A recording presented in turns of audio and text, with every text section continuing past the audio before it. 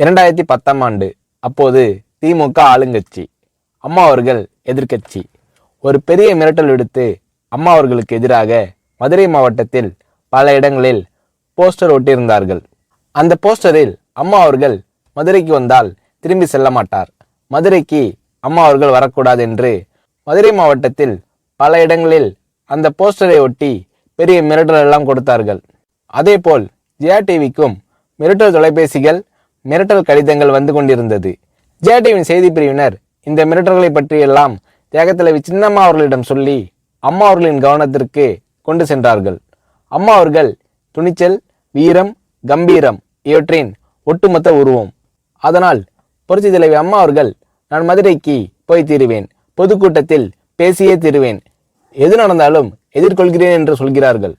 ஒரு கட்டத்தில் ஜெயா டிவிக்கு மிரட்டல் எப்படி வருகிறது என்றால், ஜெயா டிவியின் அலுவலகத்தை வெடிகுண்டு வைத்து தகர்ப்போம், அம்மா அவர்கள் மதுரைக்கு வந்தால் ஜெயா டிவியை ஒழிப்போம், இப்படியெல்லாம் நிறைய மிரட்டல்கள் தொலைபேசியின் வாயிலாகவும் கடிதத்தின் வாயிலாகவும் வந்து கொண்டிருக்கிறது.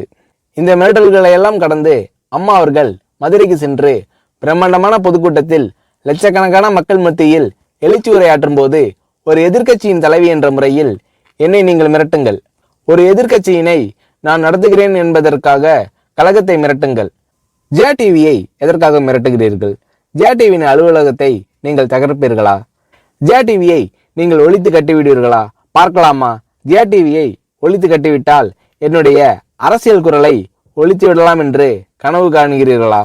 ஜெயா டிவி என் உயிருக்கும் மேலானது, நான் என்னுடைய உயிரை விட அதிகமாக நேசிப்பது, என்னுடைய அரசியல் கரமாக நான் போற்றி புகழ்வது, அதன் மேல் நீங்கள் கை வைப்பீர்களா, பார்க்கலாமா என்று எழுச்சி உரையாற்றினார் புரட்சி தலைவி அம்மா அவர்கள்.